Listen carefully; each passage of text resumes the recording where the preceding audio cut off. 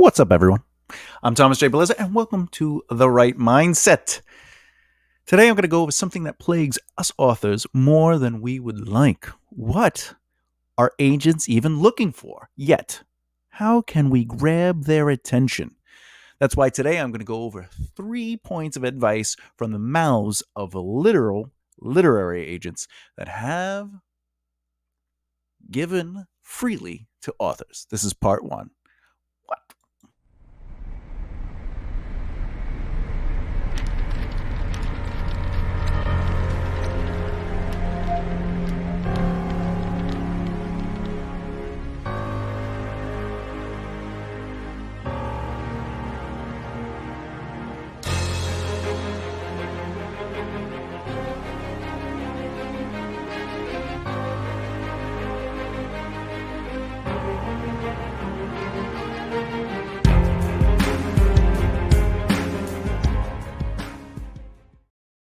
A massive thank you to everyone who's listening to this episode and who has supported this channel by subscribing, which brings me to, if you're a beginner writer or you've been doing it for quite some time now and you want to learn a little bit more about the craft of writing, or maybe get a little insight on how it's done, some of the business aspect, and of course from the mouths of authors themselves through interviews, why don't you subscribe to the channel by clicking that subscribe button and the bell icon so you don't miss out.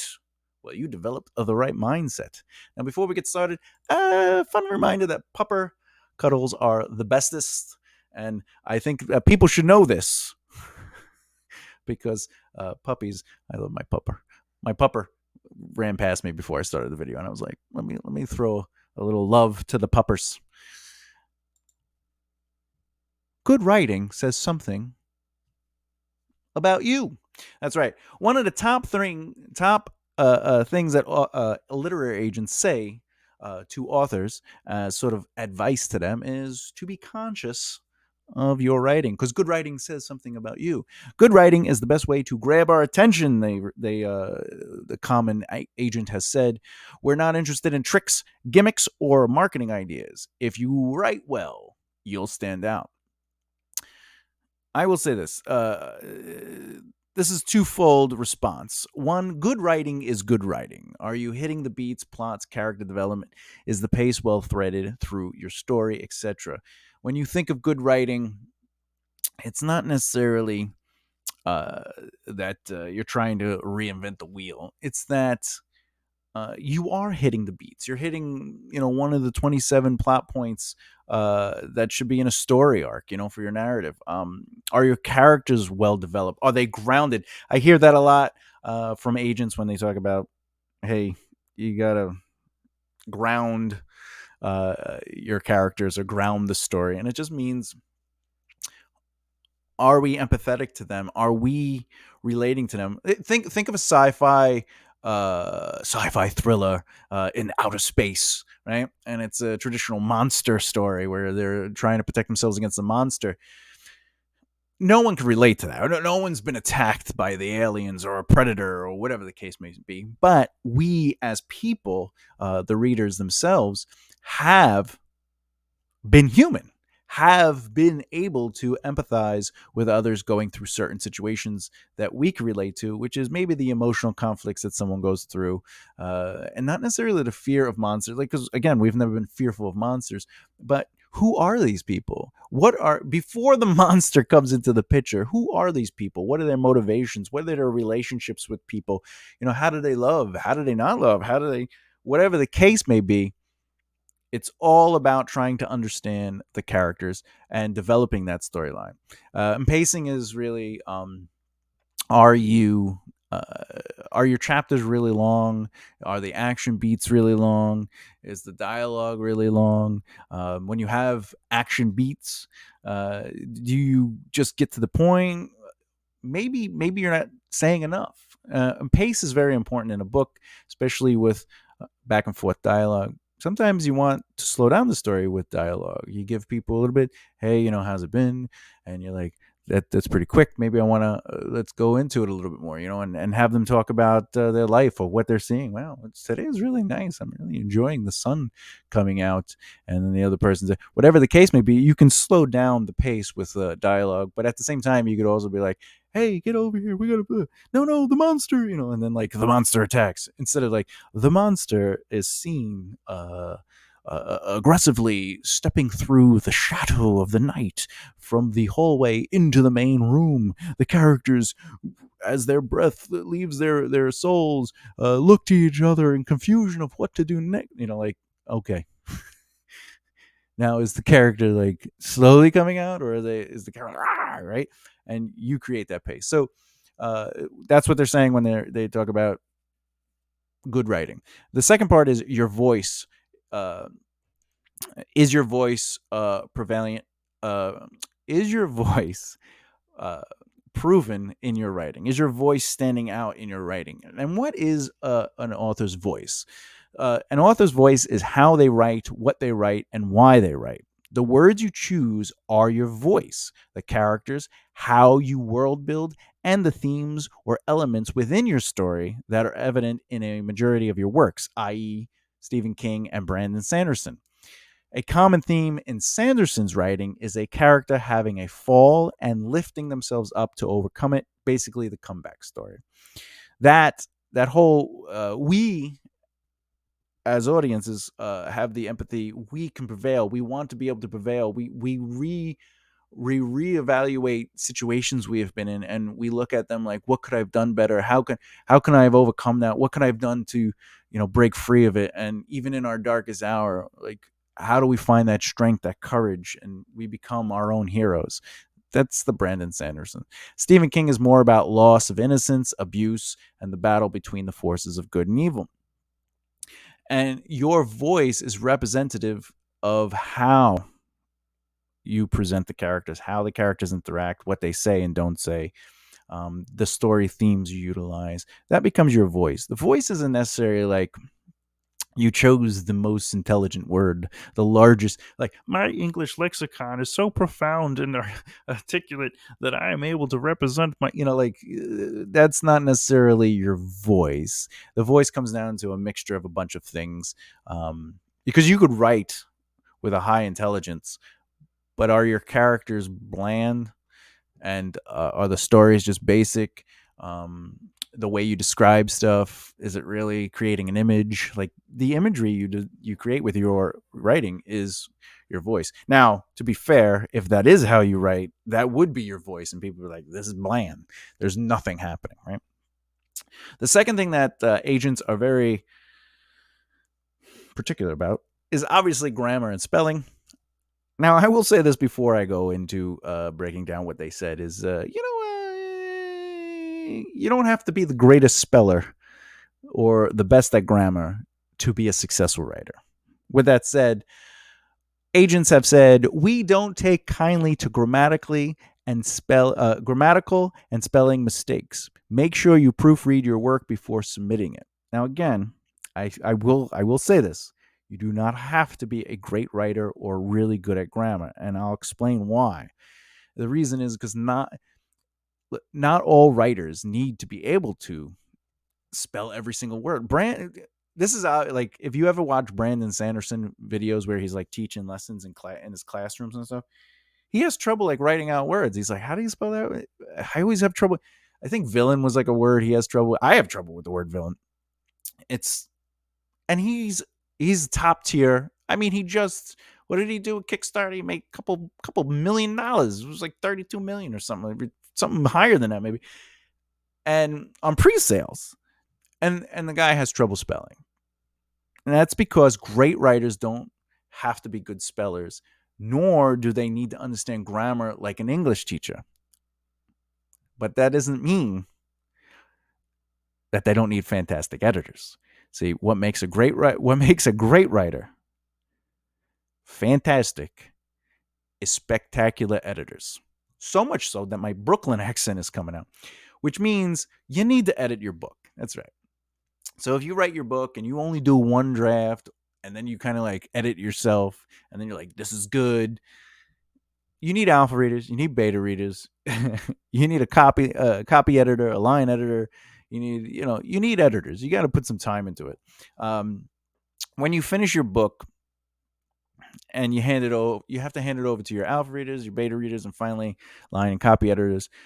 And once all that's done, now you can hand in the book, and most likely they won't see spelling errors or grammar to the point where they're just like, "What is this crap?" No matter. I have writer friends and stuff like that where they spend $3,500 on an edit, and then they spend $400 on another edit because they themselves found something weird in the book, like a misspelling word or a grammar was a little off, and the $400 editor found more. So the $3,500 editor missed stuff.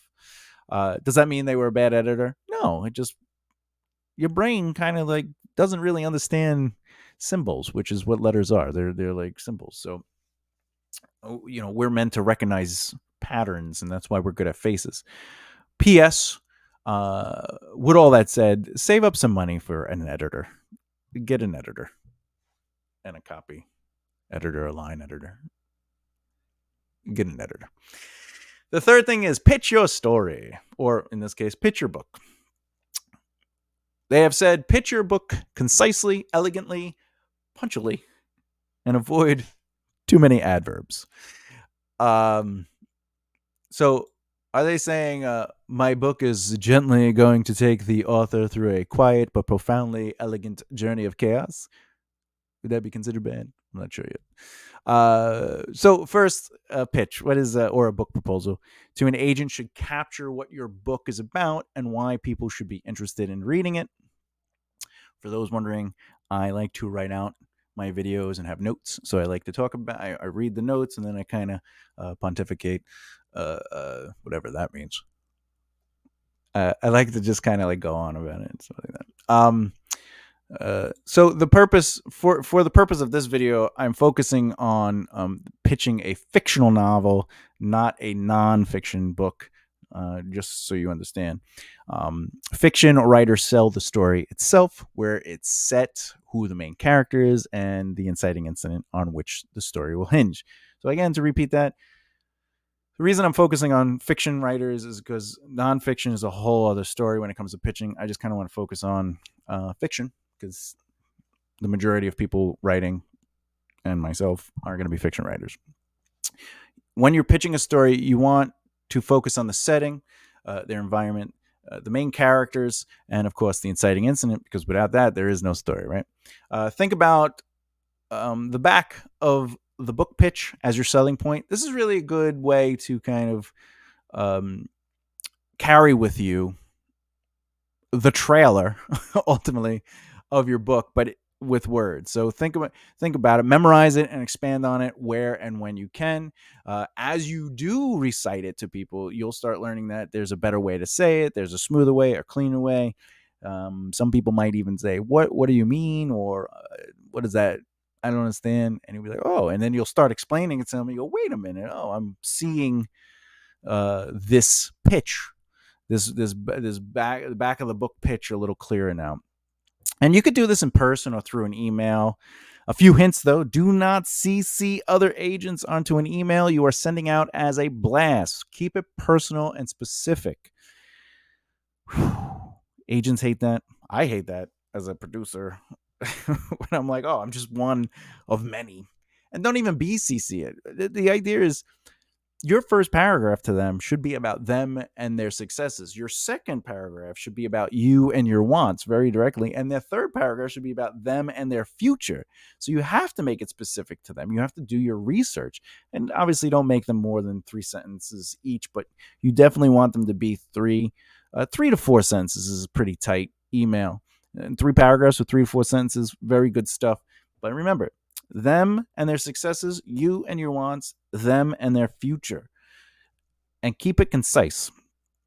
And by the way, speaking of concise, what agents mean by concisely, elegantly, and punchy is to keep it short and to the point by emphasizing the key elements of your novel.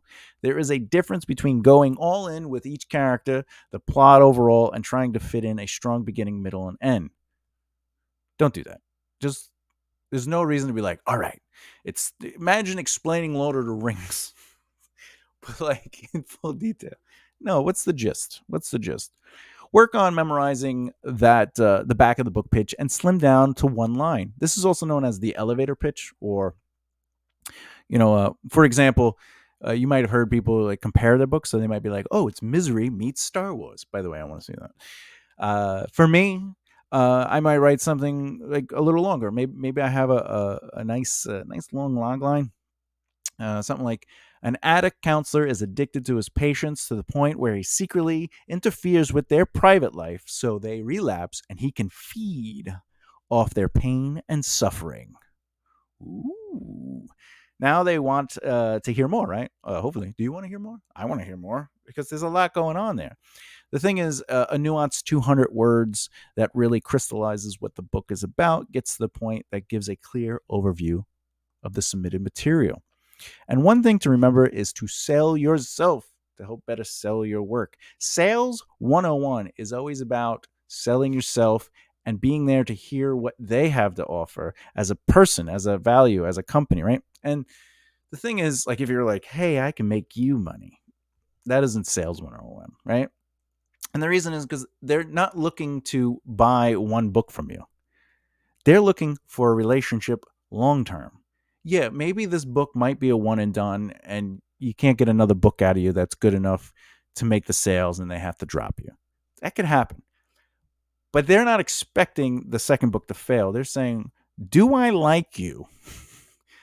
Do I like the way your brain thinks and moves and sees stories enough for me to commit both time and money to this relationship? And that's your pitch is a part of you being able to be that. You saying to them, this is who I am, this is how I think, this is my passion for it, and not necessarily, this is a great story, you should sign me, I'm going to make you lots of money. Because they're already making money. They don't need you. You need them, right? Or at least that's the illusion. That's the misconception. But that's a whole other video. Which brings me to my final thoughts. Now, do you see the little thing here? This is my pattern interrupts. I know I should be cutting the video, so it's like, but I'm not doing that. For you, I'm being authentically straight with you. I'm just getting the video right to you. So here's my final thoughts. Oh, and you're not really supposed to be saying That's what I was told. Don't say unless of course you're talking about somebody named That's all it is. These are all real things literary agents have said in interviews, on their pages, etc. So keep that in mind. Where I got this was just doing tons of research on what agents, literary agents, are looking for and their specific advice for authors, both new and established. And by established, some authors either leave their agent or they're dropped by their agent. And it doesn't mean they're done as a career. They still have a chance to find an agent that works for them, because not all agent author relationships are valuable in the sense of they work well together. That an agent might not understand how to sell you, and that happens. This does not mean these are the be all and end all rules of how the industry works, though. And as I say that, agents have things that they know, that they've been taught and learned, and there are misconceptions to that which they have taken on as the dogma. And to break the chain of that misconception's inconsistency, you have to change your brain to change the game and see the business world a little differently. However, a majority of all my pitch meetings have come from a third-party introduction. This is a business, not a hobby. And to run your business successfully, you need to network, market, and practice. That's part of the change of the brain, that brain change, right? People, authors especially, will write and write and write. They'll write more books and write more books, and they'll write more books and write more books and more books and more books. And the thing they're not doing is networking, marketing, and practicing. They're not building and cultivating relationships to establish a strong circle of influence. A circle of influence is not a circle that influences your career. It influences good habits. If you want to be a successful author, hang out with successful authors. If you want to be a millionaire, hang out with millionaires. Just being around them, you learn so much about changing the habits that you may have had for so long that keeps you where you are. The other aspect is marketing. Marketing is designing a brand to build awareness, which creates interest that ultimately generates sales so your audience buys into your brand's message emotionally. The books you write are not so much as important as the brand that represents your body of works. If you focus on a book as your selling point, you're not focusing on your future. That's why Stephen King books all have the same Stephen King logo, right? Unless they're special editions or like the shapes and sizes of books, sometimes the logos are slightly different for the shapes and sizes. The point is, the aesthetic is still there. The themes are still there. When you hear Stephen King is releasing a book, you go, I know what I'm buying.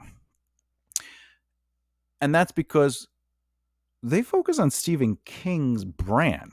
Watch him in interviews. Does he come out and he just talks about the story? Just talks about his books? No, he talks about him, his life, maybe the process of writing. He talks about where he comes up with these crazy things. Even in his How to Write book, he talks about how he was in the woods with his brother and he was peeing or whatever he was doing, and he had to use he was doing the two, and he had to use leaves, and it was poison ivy, and he got poison ivy. That has nothing to do with writing, and it's in his writing book, and it's because that's a part of his brand. You're seeing his sense of humor. You're seeing where his mind works, and he talks about how it's his experiences in life that led to how he writes, which means how he saw that moment that he's describing as a kid with his brother is his brand, is his visual. And you're going, oh, I like how he thinks. I like how he sees things. I like how he breaks them down. So, and practice, by the way, is both your craft and also understanding your strengths and weaknesses so you can establish some sort of value sets when you come to the table. And when you're at a table, when they call you up, it's all about knowing when to lead, when to follow, and when to advise. Leading is not necessarily taking over, but being proactive and taking initiative. Following is not about being blindly, but elevating the mission as into what you are joining. And advising isn't necessarily the ego, but presenting options for the team, group, or mission to choose from. You gotta be a little. That's my final thoughts. Conclusion is that I will say this: the next video in this series will just be a part 2 to the points of advice that literary agents have been giving out. Which brings me to the question: have you had a successful pitch in the past? If so, what do you feel gave you the edge? Let me and our community know in the comments below. Want to know more about your craft? A little bit about the business? Press the subscribe button, click that bell icon so you don't miss out. And of course, if you can, maybe like, comment, and share the video to help elevate one another, to work, grow, and rise together as a community of writers. That's what we do here. So, till next time, keep the creative flow growing as you develop the right mindset.